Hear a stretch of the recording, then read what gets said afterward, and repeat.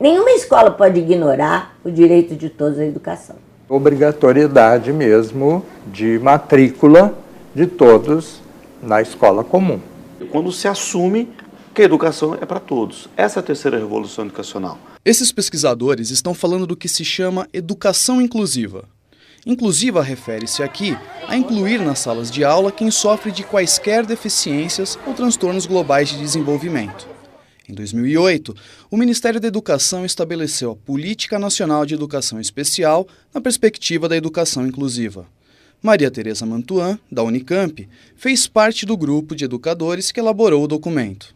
Essa política, para mim e para os estudiosos do tema, é um grande marco no sentido de se entender que a escola é de todo mundo, que todas as crianças devem estar na escola sem serem discriminadas, sem terem restrições, limitações em função da sua deficiência, das características que possam servir para marcar determinadas identidades. Né? Isso tem caminhado com extrema dificuldade, mas tem caminhado no sentido de ser melhor compreendido e praticado nas escolas. O ponto principal da política do MEC é o direito de quem tem deficiências de frequentar classes comuns das escolas regulares, em oposição à situação em que aos estudantes com necessidades educacionais especiais são destinadas classes também especiais. O que tem que mudar é o jeito de trabalhar com toda a escola, com toda a turma, e não essa ideia de que a escola... isso é uma coisa muito triste dizer,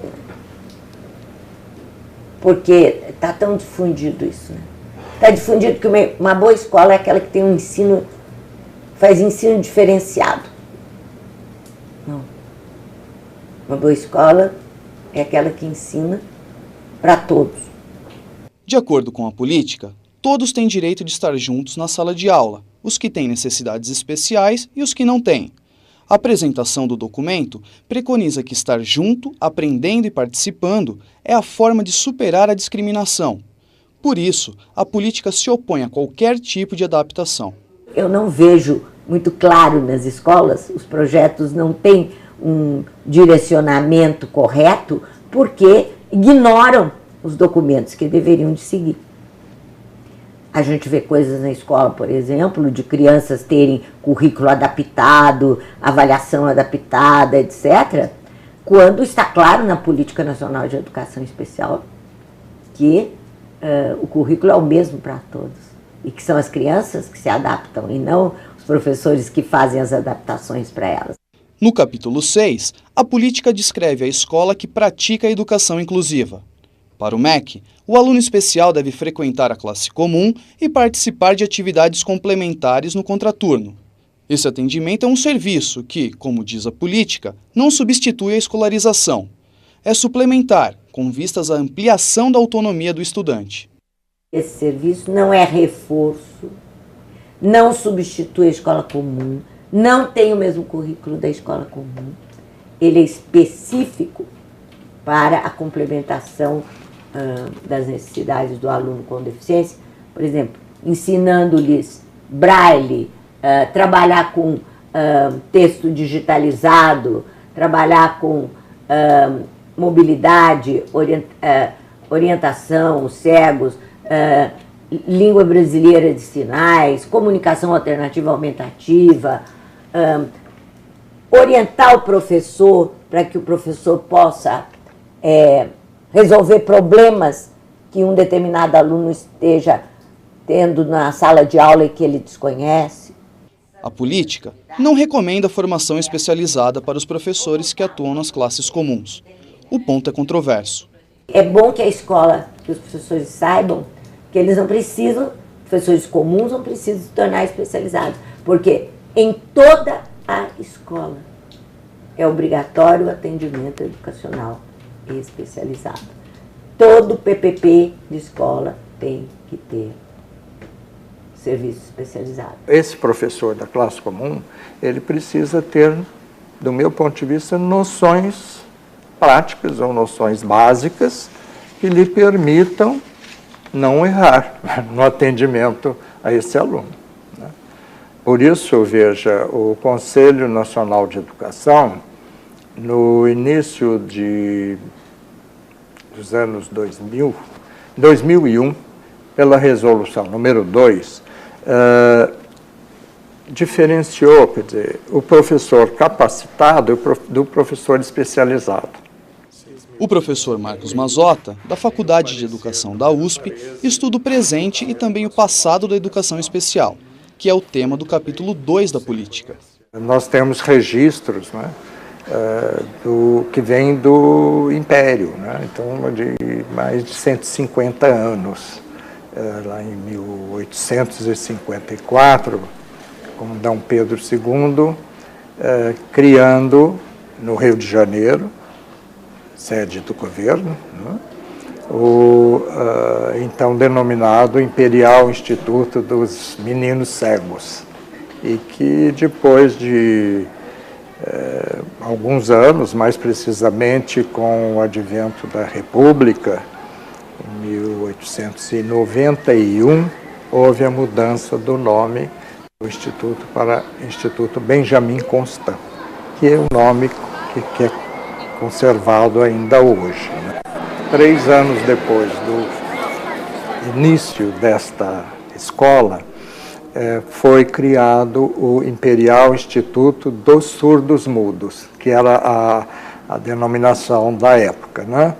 E 100 anos depois, então 1856, houve a criação desse instituto. 100 anos depois, 1956, ele muda de nome para Instituto Nacional de Educação de Surdos, com a sigla INES, que hoje é bem conhecida.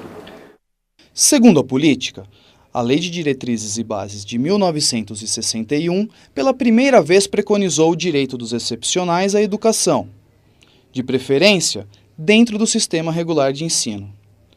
Essa foi a tônica da legislação e das políticas até a virada do século. 40 anos depois, em 2001, o Plano Nacional de Educação estabelece em seus objetivos e metas a educação dos estudantes com necessidades especiais em classes comuns. O Plano Nacional segue a Convenção da Guatemala, de 1999, e a Declaração de Salamanca, de 1994, os marcos internacionais para a educação inclusiva. Parece que a inclusão começou depois da Declaração de Salamanca na Espanha, em 1994.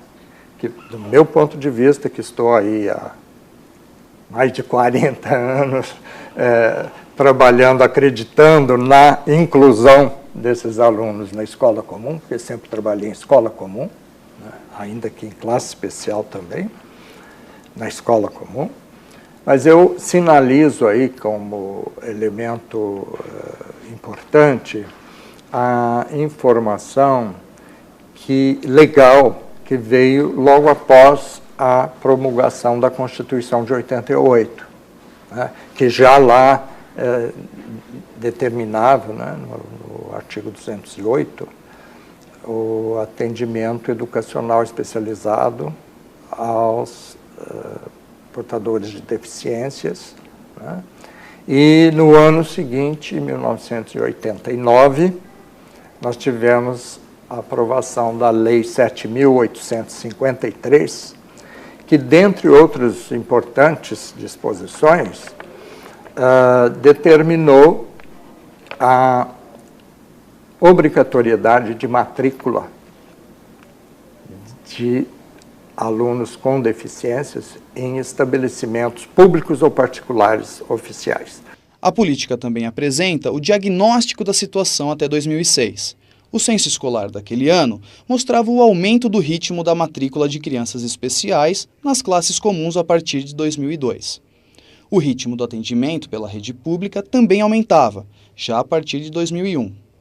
Mas só em 2008, o atendimento na classe comum ultrapassou o atendimento na classe especial, como mostram os dados do censo escolar de 2009. Naquele ano, 639 mil pessoas especiais frequentavam a escola, 1,2% do total de matriculados na educação básica. Desses, 387 mil estavam em classes comuns, 61% do total. Há um longo caminho a percorrer, o que a política reconhece em sua apresentação. O coordenador do curso Ética, Valores e Saúde na Escola, do programa Univesp, classifica a inclusão plena dos alunos especiais como a terceira revolução educacional. Quem criou o termo foi o espanhol José Esteve. Ele começa mostrando rapidamente que a primeira revolução educacional aconteceu na época dos faraós, quando no Egito Antigo se criam as primeiras casas de instrução.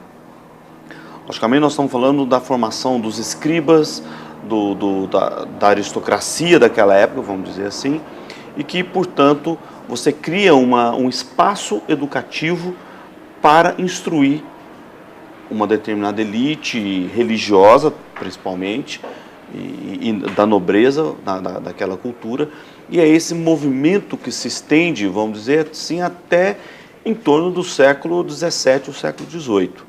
O Esteve vai localizar em 1787, claro, nós estamos falando de processo histórico, né? Então não é uma coisa que tem um marco, você tem várias coisas acontecendo na Europa no século XVII, no século XVIII, que culmina, de acordo com José Esteve, com um decreto do rei Frederico Guilherme II da Prússia, 1787, onde ele torna a educação pública e sob responsabilidade do Estado. Então, a importância desse marco, de acordo com Esteve, é a primeira nação que declara que a educação deve ser pública. Até então, uma característica dessa primeira revolução educacional era, por exemplo, ela está muito sob a responsabilidade da religião. E aqui não, aqui o Estado, ele estabelece que é responsabilidade dele e que, portanto, deve ser pública essa educação. Claro que nós estamos falando de época de Revolução Francesa, um monte de outros movimentos na Inglaterra, na França, Alemanha e outros países que vão, o quê? Culminar com essa de igualdade. Vamos pegar aqui a Revolução Francesa, fazendo um paralelo com isso daqui. Um dos pilares da Revolução Francesa é a igualdade. Igualdade entre todas as pessoas.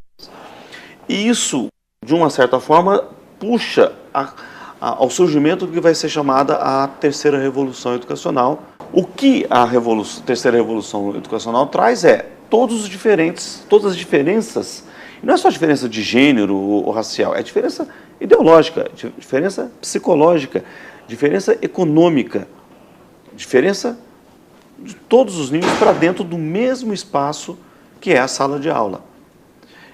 E aí nós temos um impasse, hoje, atual. Quer dizer, esse professor que continua sendo formado nas universidades e reproduz isso nas escolas, ele continua lidando como se a população desse for a população homogênea da segunda revolução educacional, do século XIX. E isso não tem o menor sentido hoje em dia, porque a sala de aula hoje está repleta de todas as diferenças. A política enfatiza o que os pesquisadores afirmam. A efetivação das diretrizes de 2008 depende de mudança estrutural e cultural da escola. Como é que a escola deveria de ser? A escola deveria de ser esse lugar onde se conta um fato, onde se explora esse fato, mas onde se libera o aluno para se manifestar a respeito desse fato, das mais diferentes maneiras, segundo a capacidade dele, segundo as ideias dele, segundo as experiências dele, segundo os sentimentos dele, segundo o momento, a situação, sei lá, em que a coisa se apresenta, onde ele pode, interagindo com outros colegas, ter justamente a possibilidade de debater essas ideias. Então, nesse sentido, provavelmente, qualquer que seja o método, a técnica ou o modelo que vai ser desenvolvido, o aluno vai passar a ser o centro e vai mudar o papel do professor, que deixa de ser o detentor do conhecimento, o que ensina, e ele vai passar a ser, não interessa o termo para mim, um mediador do processo.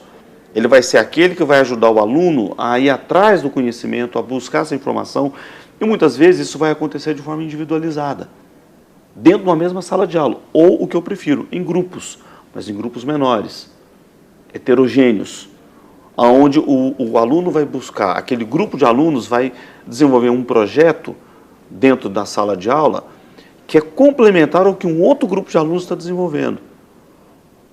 Aí você consegue incluir os diferentes, porque eles vão enriquecer esses projetos através da experiência que eles têm que não é igual, que não é homogênea. E eu defendo essa posição de matrícula na escola comum de todos que estão na idade para se matricular. Até porque, quer dizer, é principalmente ali que vai aparecer um problema de ordem social a ser resolvido. Quer dizer, os encaminhamentos para a solução. O professor precisa se formar. Eu não gosto dessa conversa que muitas vezes aparece por aí, que o professor precisa ser formado, certo? Porque, né, então, de novo, ele continua um papel passivo, esperando que alguém o forme. Não. Ele precisa se formar. Isso leva tempo. Se forma na ação. Então, ele não vai aprender como lida com a diversidade na teoria, fazendo curso de pedagogia ou fazendo curso de formação de professores. Ele é na ação, ele com a criança deficiente em sala de aula, que ele vai poder entender como que isso pode acontecer. Ele vai ter que buscar estratégias, ele vai ter que buscar ajuda para ver como que ele lida com aquilo.